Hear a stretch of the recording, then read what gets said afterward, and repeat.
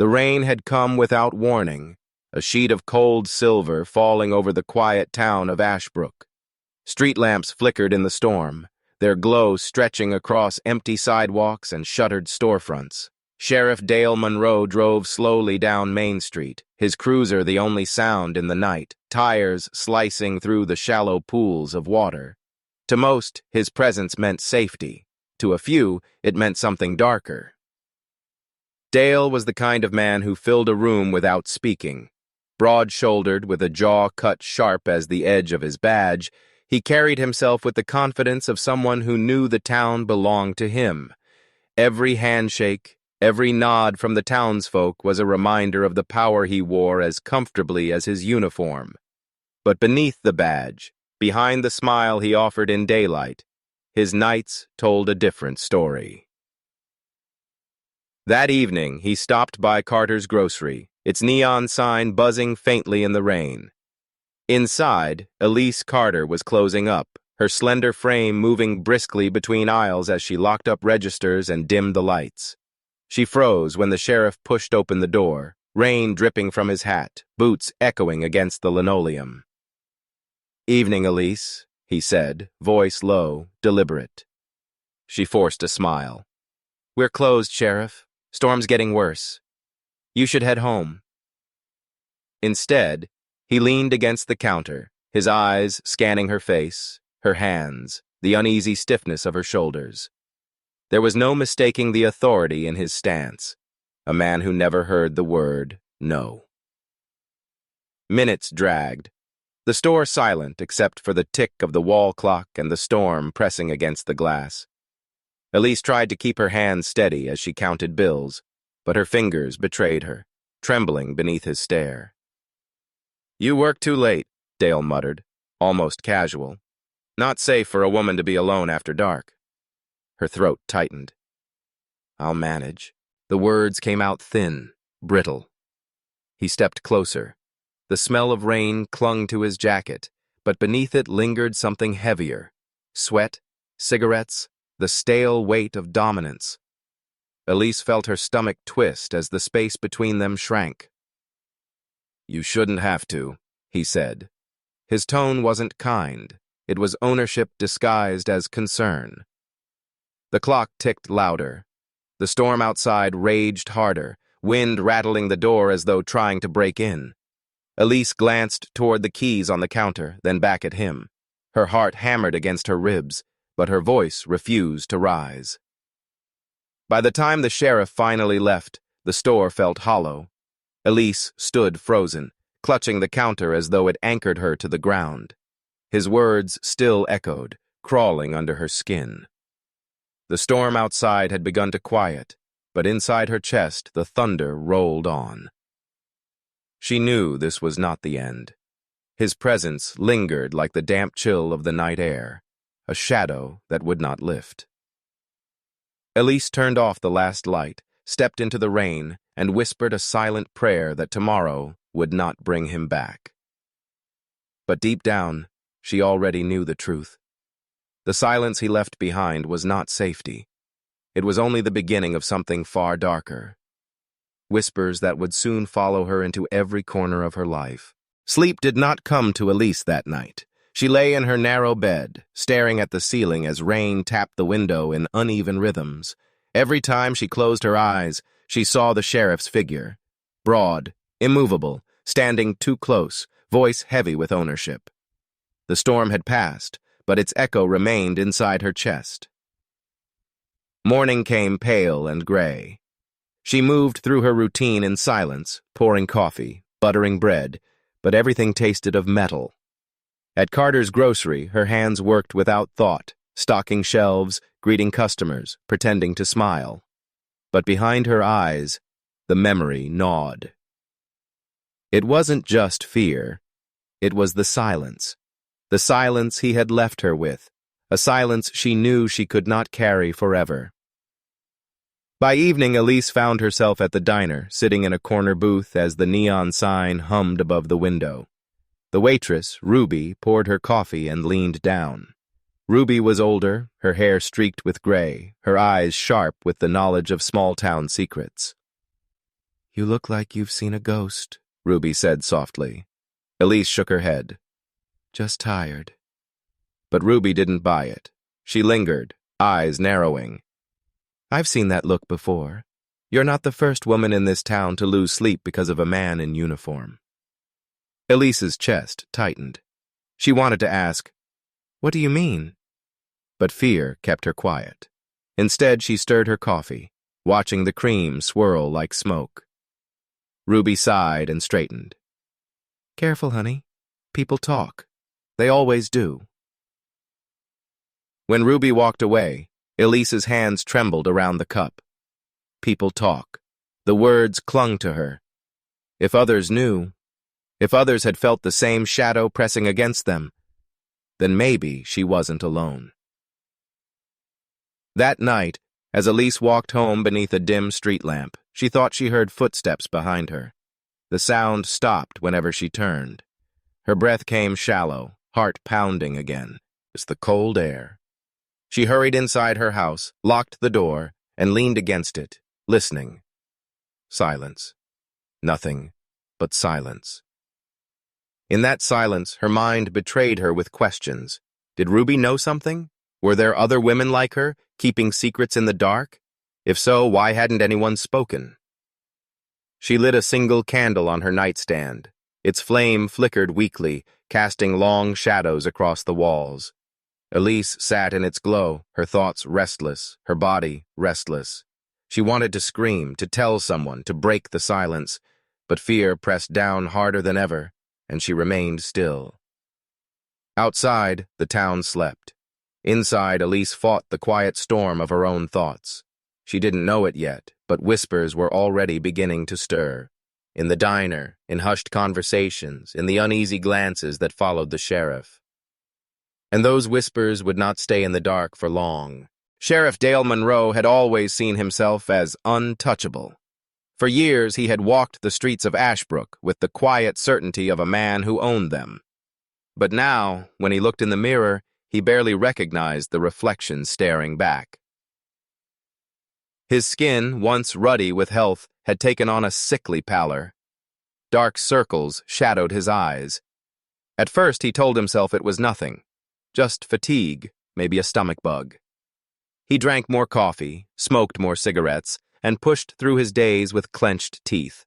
Yet no amount of bravado could silence the gnawing pain low in his body, the twisting that grew sharper each night.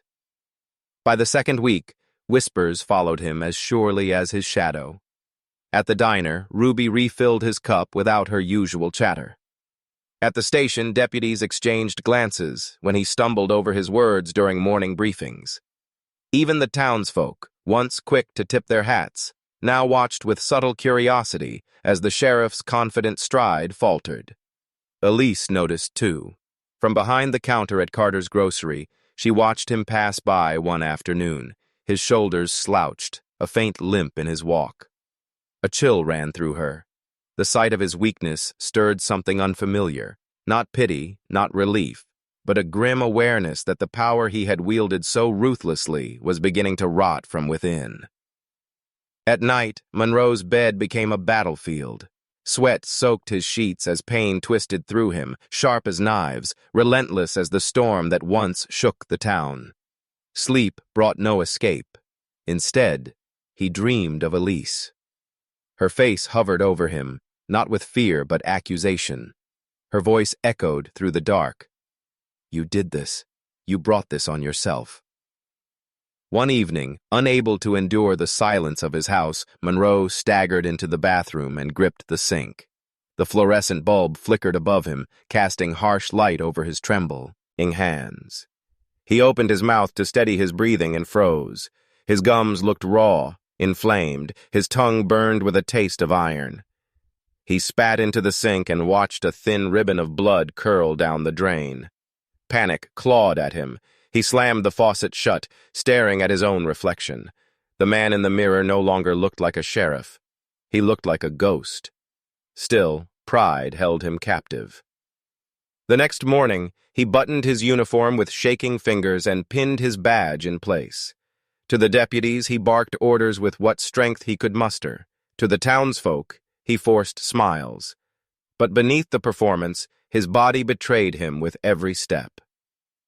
Elise, meanwhile, began to feel the weight of her silence in a new way. Knowing he was crumbling brought no peace. Instead, it deepened her torment.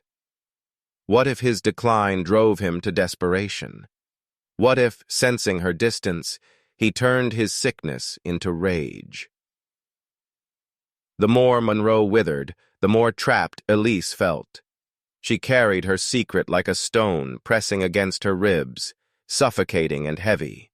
She longed to confide in someone, Ruby perhaps, or the friend she hadn't spoken to in months. Yet fear still held her tongue. The sheriff was rotting, yes, but he was not yet powerless. And Monroe knew it.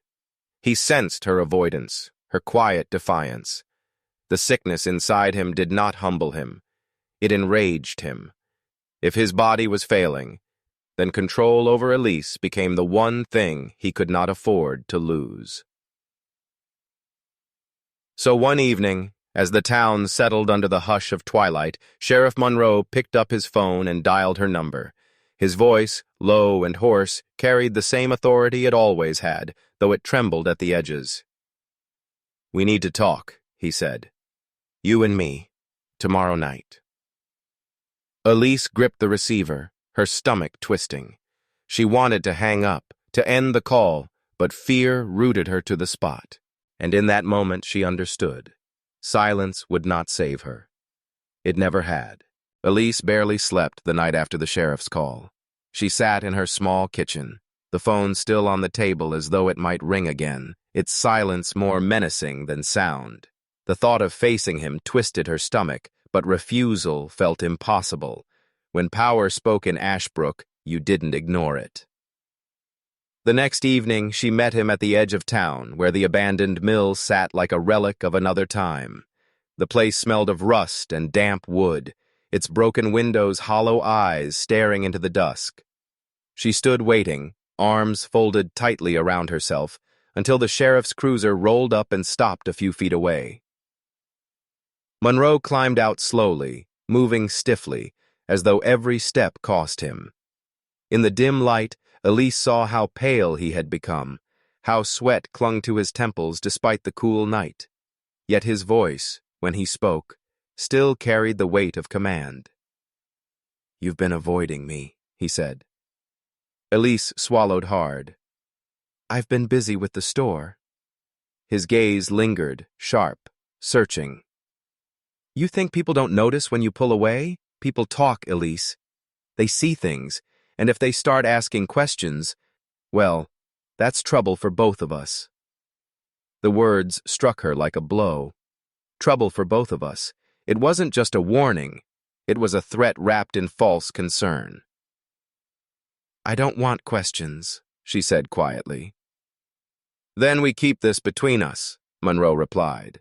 His breath came heavier now, but his eyes burned with stubborn authority. "No whispers, no confessions. You stay quiet, and I'll make sure no one bothers you. You owe me that much." Elise's chest tightened. "Owe him?" The thought made her skin crawl, but she nodded, her voice barely a whisper. "All right." For a moment, silence pressed between them. Only the wind rattled through the broken panes of the mill. Then Monroe stepped closer, lowering his voice. "You're a smart woman, Elise. You know of how this town works. They look at me and see law, order, strength. They look at you and see a woman with nerves and stories. Who do you think they'll believe?" She closed her eyes. He was right. At least, that's how it had always been. Power spoke louder than truth here. When she opened them again, she met his stare with trembling defiance. "I'll keep quiet, but don't come near me again." His jaw tightened, but a thin smile curved across his lips. "That's the pact, then. You keep your silence, I keep mine." He turned, coughing harshly into his hand as he walked back to the cruiser. In the dim light, Elise thought she saw a trace of blood on his palm before he wiped it against his sleeve. The sight chilled her. His sickness was worsening. As his car pulled away, Elise stood alone by the mill, the weight of the pact heavy in her chest. She had promised silence, but promises made in fear never held forever. And already cracks were forming. In his body, in her resolve, in the fragile walls of secrecy holding everything together. Elise told herself she could forget, that the pact would buy her peace. But silence was never peace. It was a chain tightening with every passing day. The sheriff's shadow stretched longer, not because of strength, but because of the strange sickness that consumed him. And the more he withered, the more people began to notice. At the diner, Ruby watched Monroe sip his coffee with trembling hands. His once booming voice now rasped, and when he rose to leave, a harsh cough bent him double. Patrons exchanged uneasy glances, murmurs sliding between tables like smoke. "Sheriff ain't looking too good," someone whispered. "Must be the job wearing him down. Or something worse."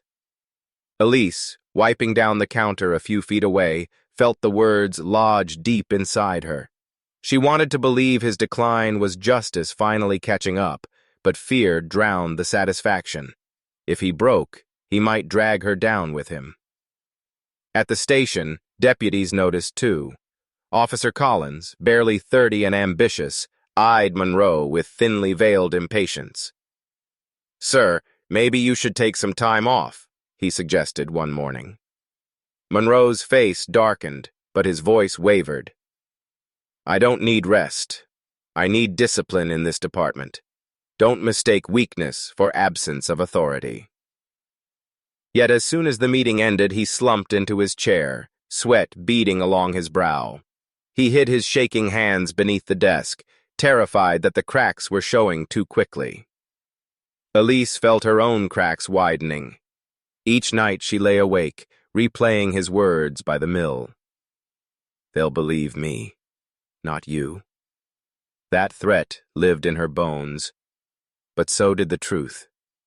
Ruby's sharp eyes lingered longer these days, and Elise wondered how much the older woman suspected. One afternoon, Ruby caught her outside the grocery store. "You've been quiet, honey," she said, her tone low but firm. "Too quiet. That man's sickness. It just in his body. It's in the way this town's been run for years." Elise froze, heart pounding. "I don't know what you mean." Ruby's gaze softened, but her voice carried weight. "You do. But when the cracks come, they don't stay small. Things split wide open." That night, Elise sat in the dark, staring at her reflection in the window. The town was beginning to see the sheriff's decay, and with it, questions were being whispered. Every rumor, every hushed glance, felt like a stone thrown against fragile glass. Sooner or later, something would shatter. Monroe, meanwhile, grew desperate. He swallowed pills to dull the pain, washed them down with whiskey, and prayed no one would notice the tremor in his voice. But even he could hear it now. The cracks in his authority, the fractures in his once iron hold over Ashbrook. He knew whispers were circling, slipping through places he couldn't control. And in the silence of his bedroom, as another wave of sickness doubled him over, Dale Monroe clenched his fists and swore he would not be undone. If his body failed him, he would grip tighter to the only thing left: fear. But fear was a fragile weapon, and soon it too would begin to break. The cracks widened until they were impossible to ignore. For Sheriff Dale Monroe, every day felt like a battle to keep from collapsing in front of his deputies, his town, or Elise. He hid behind his uniform, his badge polished to a shine, but the man inside was disintegrating. The nights were worst. Alone in his house, he felt the sickness claw through him. Pain burned like fire in his gut, crawling into his bones.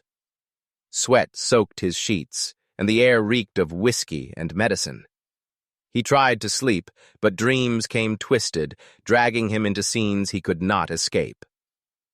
He saw Elise's face in the shadows, pale, eyes hollow, lips whispering words he could not quite catch. Sometimes she stood at the foot of his bed, silent and accusing.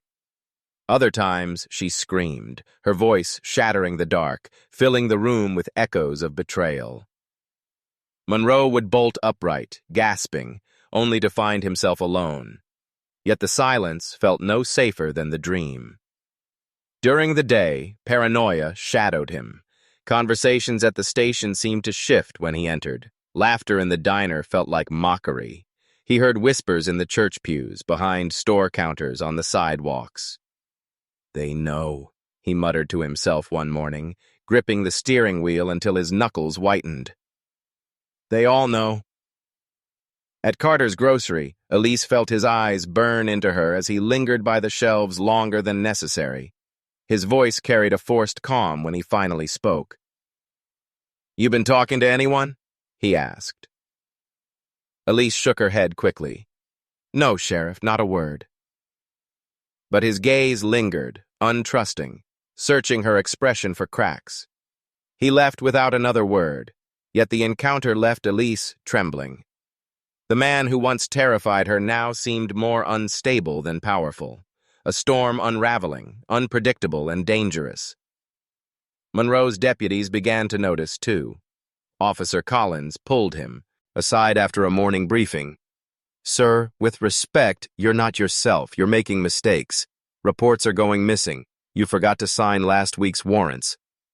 "I don't forget," Monroe snapped, his voice ragged, his eyes bloodshot. "Don't question me, Collins. I built this department. You don't get to—" But his fury ended in a violent cough, bending him double. When he straightened, a streak of blood stained his handkerchief. Collins stepped back, unsettled, but said nothing. By evening, Monroe was pacing his living room like a caged animal. He poured another glass of whiskey, but it didn't settle the tremor in his hands. He heard Elise's voice again, this time not from his dreams, but from somewhere inside the walls. "They'll believe me, not you." "No," he growled, clutching his head. "She wouldn't dare." The sound of shattering glass startled him. His own hand had knocked the whiskey tumbler to the floor. He stumbled back, chest heaving, eyes darting to every corner as though Elise might emerge from the shadows. The truth pressed harder with every breath. His authority was slipping, his body failing, his secrets eroding into whispers he couldn't control. And in the growing silence, one thought gnawed at him relentlessly. Elise. If she broke their pact, everything collapsed. That night, as thunder rolled faintly in the distance, Monroe sat in the dark with his revolver on the table. He told himself it was protection, a reminder of control. But the way his hand shook when he touched it betrayed the lie. For the first time in his career, the sheriff wasn't feared. He was afraid. And somewhere across town, Elise lay awake, unaware that her quiet defiance was becoming his greatest terror, and the spark that would soon ignite her awakening. Elise had spent weeks living inside her silence, but now it felt like a coffin closing in around her. Each day she carried the weight of the pact, every breath reminding her of the man who had bound her to it. Yet something had shifted. Sheriff Monroe's sickness was no longer a secret. His hollowed cheeks, his trembling hands, his coughing fits in public. All of it whispered through Ashbrook like a rumor growing louder with every telling. And for the first time, Elise didn't feel alone. At the diner, Ruby's eyes caught hers again, sharp and knowing. The older woman slid a cup of coffee onto Elise's table and sat across from her without asking. "You've been carrying something heavy," Ruby said quietly. "And I don't just mean worry for the sheriff's health." Elise's fingers tightened around the mug. "I can't." Her voice cracked, fragile as glass. Ruby leaned closer, her voice low but firm. "You can. Because if you don't, it'll eat you alive. That's what men like him count on. That we'll stay silent while they rot us from the inside out." Tears stung Elise's eyes. She shook her head, but the dam inside her had begun to break. Words spilled before she could stop them. "He came to the store that night," she whispered. "He wouldn't leave. He—" Her voice caught, and she pressed a hand to her mouth. "I didn't want it. I didn't ask for it. And now he says if I speak, no one will believe me." Ruby's jaw tightened, but her eyes softened with something fierce and protective. "Oh, honey." She reached across the table, covering Elise's trembling hand with her own. "He's been doing this too long. You're not the first, and if we don't stop him, you won't be the last." The words landed like thunder in Elise's chest. "You're not the first." The thought both horrified and steadied her. Her pain was not an isolated wound. It was part of something larger, a truth buried under years of fear. That night, Elise walked home under the glow of a flickering street lamp, her body trembling but her steps more certain than before. Inside her small kitchen, she sat at the table, staring at the silent phone. For weeks, it had been a symbol of dread. Now it became a question. Was it her weapon or her undoing? For hours, she sat there, candlelight flickering against the window, her mind tugged in two directions. Fear told her to remain silent, to keep the pact. But another voice, smaller, steadier, whispered that silence had already stolen too much. By dawn, Elise knew she could not stay still. She would confide in Ruby again, perhaps even in someone else she trusted. She didn't yet know if she had the strength to face the whole town, but she could take the first step, speak, even if only to one person willing to listen. Sheriff Monroe had built his power on fear, but fear was beginning to shift, crumbling under the weight of his sickness and Elise's awakening. And in that fragile moment of resolve, the tide in Ashbrook began to turn. Ashbrook was a town that thrived on silence, but silence was breaking. What had once been muttered in corners was now spoken aloud in half-finished sentences and uneasy glances. Sheriff Dale Monroe, once the embodiment of order, had become the subject of speculation. His illness could no longer be hidden, nor could the cracks in his authority. At the diner, voices carried farther than they should have. "Did you see him last night?" a farmer asked, shaking his head. "Could barely walk straight." "Whiskey," another replied. "Man's drowning himself." Ruby leaned over the counter, her sharp eyes flicking toward Elise. "Or maybe it ain't just drink." Elise lowered her gaze, heat rushing to her cheeks. She had spoken to Ruby again after their first conversation, her secret now living in another's hands.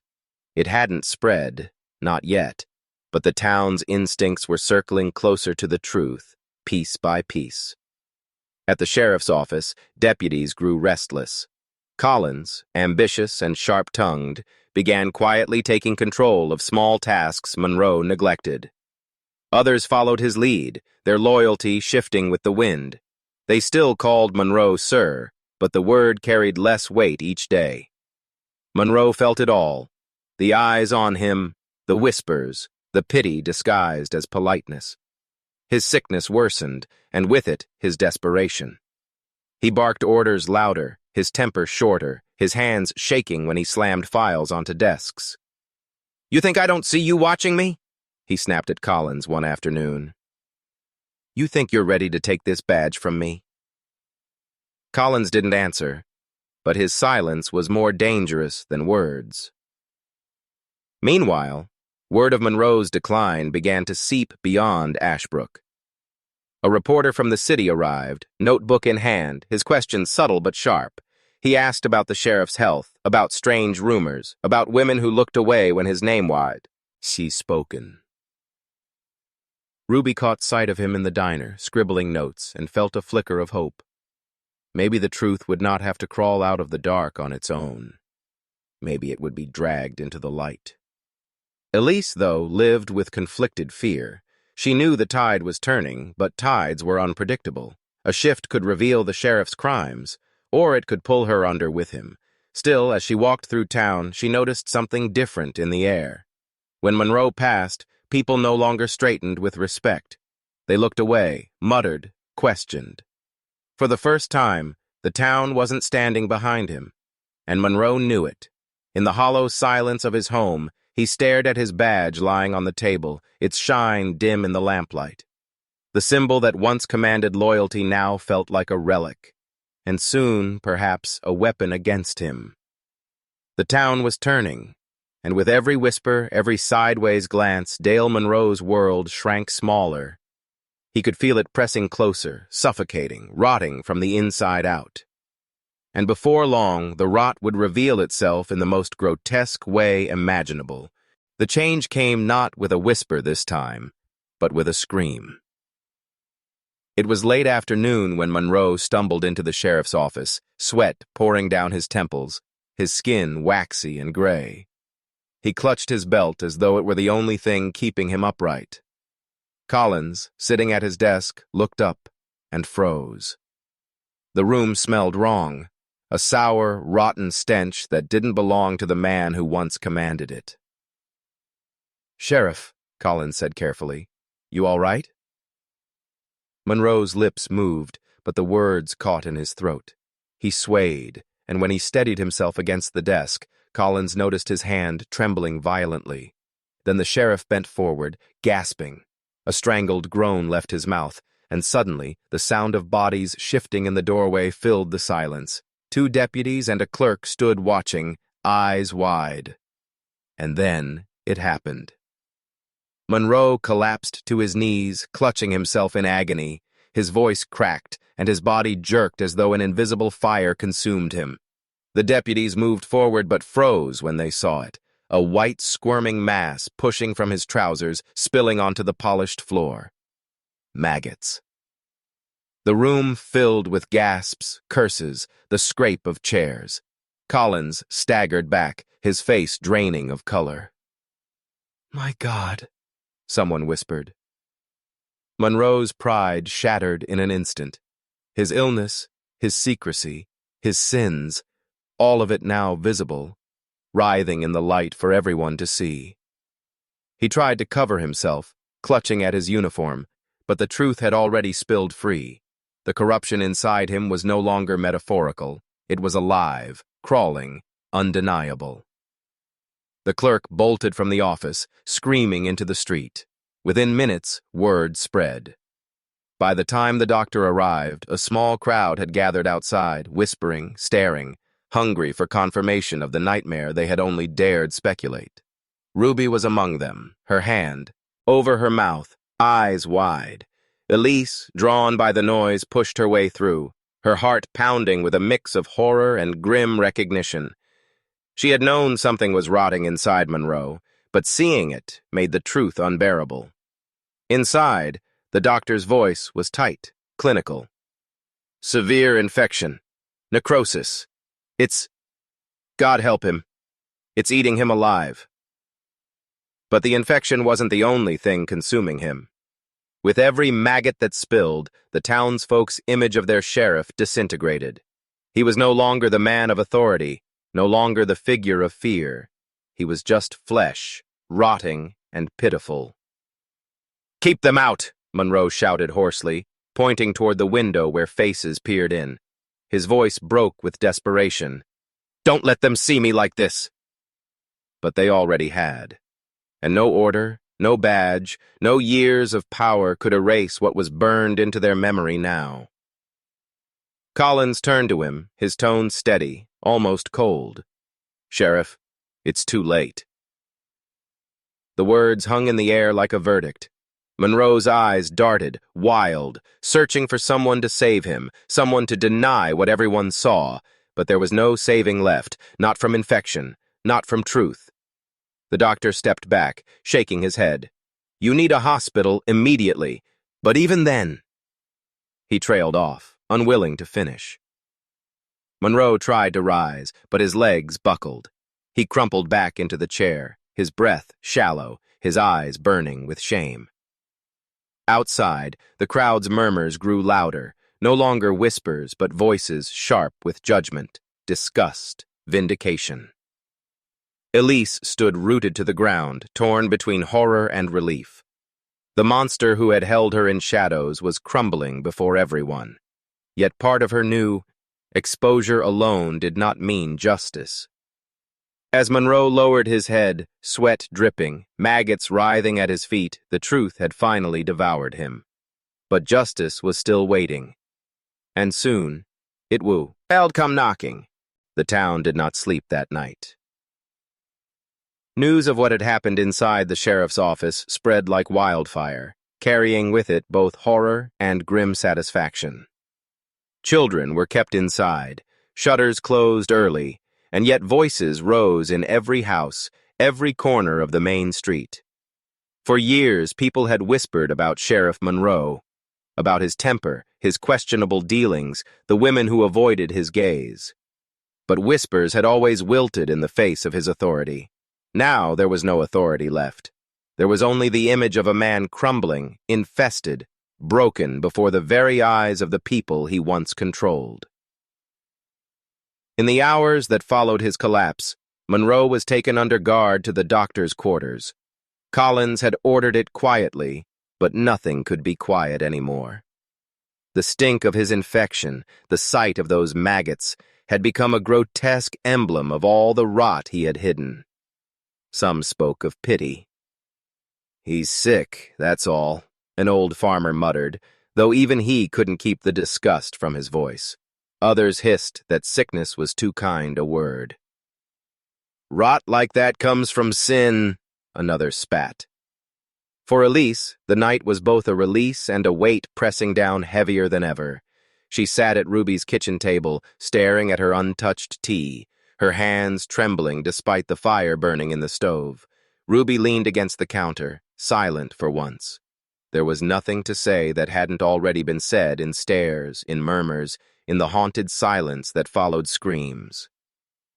"Elise," Ruby said finally, her voice low, "this changes everything." Elise looked up, her eyes hollow. "No," she whispered. "It only shows what was always there." The words lingered. Elise had lived too long in Monroe's shadow to find comfort in his downfall. Yes, the mask was torn, but the man behind it still breathed, still carried the power of fear in his voice, still had loyal men who hadn't yet turned away. Exposure was not justice. Not yet.